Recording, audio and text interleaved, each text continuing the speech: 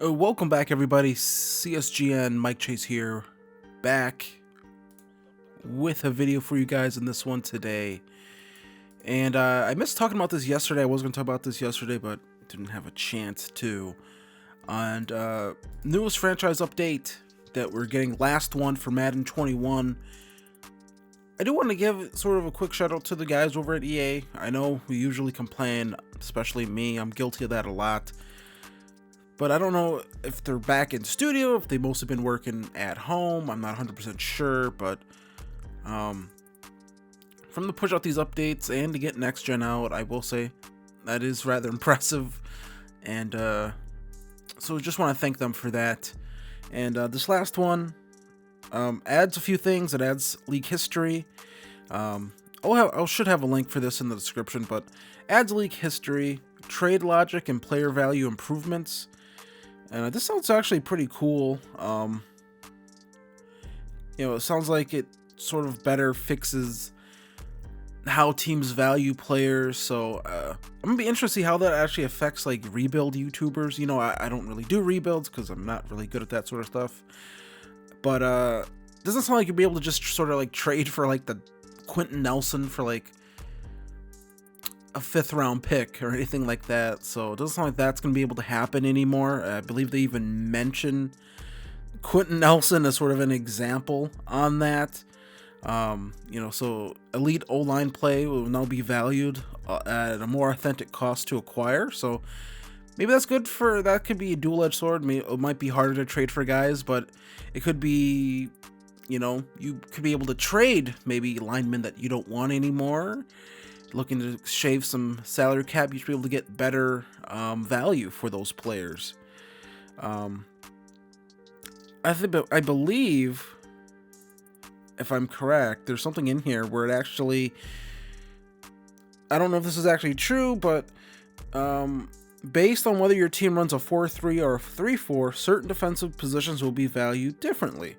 Like a 4-3 team needing a second starting defensive tackle, or 3-4 needing a second starting middle linebacker.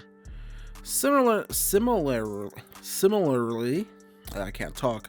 The value of a 3-4 outside linebacker and a 4-3 defensive end share as edge rushers on their defensive fronts warrant differences in value teams now consider different than 4-3 outside linebacker and 3-4 defensive end. So them at least acknowledging that is an issue. I'm going to say this, I really hope in Madden 22 that they just make edge its own positional designation in the game. That'll just be better for everyone. You have just edge and then you have linebackers. So I hope that's a change that we see in this year's game, I suppose, Madden 22.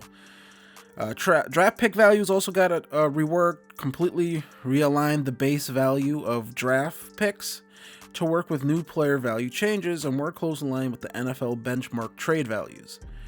Previously, the second and third draft pick in an offer would have slightly decremented values. We didn't feel this was authentic, so we removed it. Impacts both pick for pick trades as well as pick for players and any mixture of the two. Sounds cool. I'm gonna have to go play around with that. Impacts both pick trades as well. I read that. Team philosophy value differences. Teams will have more nuanced perspectives of valuing players and draft picks from their own and opponents. This creates a situational concept and franchise that we see all the time in the NFL. Just because a team is more open with trading a draft pick in a championship contention window doesn't mean that the team should and does not still value draft pick as a core philosophy. That's cool. I wasn't aware if teams actually did that or not, but that's interesting. There's a bunch of player value modifiers as well. So that's pretty cool. Basically, the older player gets, maybe the less that teams will offer them in free agency. So that's cool as well. I'm happy to see that. quarterback specific value improvements, and it'll be harder to trade for quarterbacks, and should also, if you are trading a quarterback that's decently rated and probably the proper age, you should probably get proper compensation for said quarterback. So that is something that is pretty cool, I think. And then that was basically it. I believe it's combined with that, young high overall starting quarterbacks exceptionally makes them more valuable and significant investment of draft capital to acquire a top player based on overall age, development trait, and other factors. Just how the values work and things like that. So there's that, and then at the end we did get an upgrade from Sean Grady, I believe his name is. I'm not 100% sure. Is it? I don't know. I want to say O'Grady because I don't know if that's actually his name. But we get an update from him, and it was actually pretty cool. You actually saw something in the background, which is sort of a little bit of an Easter egg for Madden 22, where it looks like we are going to get coaching staff upgrades to the game. So, if you actually look, I should have it up on the screen, but if you actually look, it says staff management. It shows head coach Matt Nagy. Then next to it, I want to say that says offensive coordinator and defensive coordinator. Now, these are both fictional coaches. We don't know if they exactly have the rights of the coaches. We don't know if we'll be able to edit them. Just a little Easter egg, but still pretty cool nonetheless. They have goals. Each coach has their own goals. And then below it, if you actually look, I want to say that says talent tree, but I'm not 100% sure. So maybe we'll be getting the trees, the branching trees back from from NCAA 14.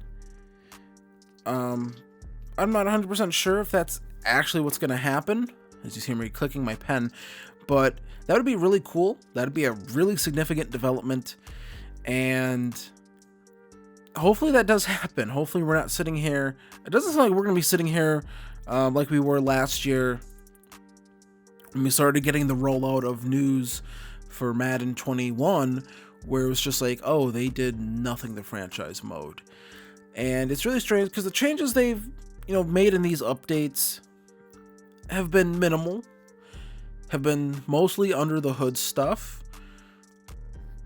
But if they would have just did all of this, like the past two Gridiron Note upgrades or updates that we've gotten for franchise, if they would have just did that at the start of Madden 21, I don't think we're in the position we are now, or we were in the summer, where you sort of just heard the outrage from literally everyone. Like, everyone complained. You know what I mean? Everyone was like, what the hell are you, like, everyone was pretty upset. Like, everyone was really, really livid about the situation and the position that franchise mode was going to be in, and everyone spoke out. I can't help but think that everyone speaking out, everyone complaining, coupled with the fact that the NFL had just signed a new agreement with EA to continue making games, also coupled with 2K getting back into the NFL game market, also coupled with hearing that the NFL was actually asking around, talking to other studio houses, other publishers about the NFL rights.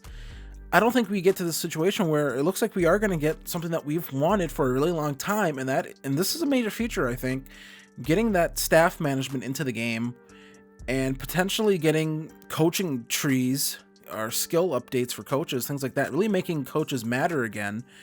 Something that's a major part of the NFL, something that's a major part of, I think, franchise mode.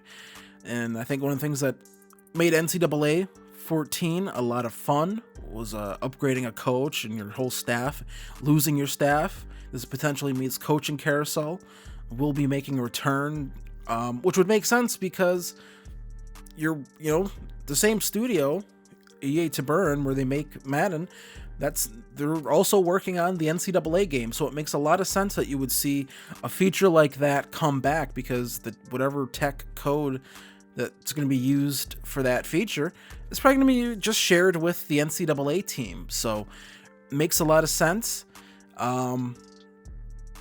So I think that is an absolute plus for us. But you know, I hope it's really strange, right? Because like, if they would have just did the changes we got so far through these updates this year, no one probably speaks out as harshly. There probably isn't just the major outcry. It doesn't trend on Twitter like it did, and we probably don't get these changes. But so it's a double-edged sword. Part of me is kind of glad they sort of just slacked off another year this year. You know, it meant that it means that we get to move forward more, I think, in the coming years. I think they have to.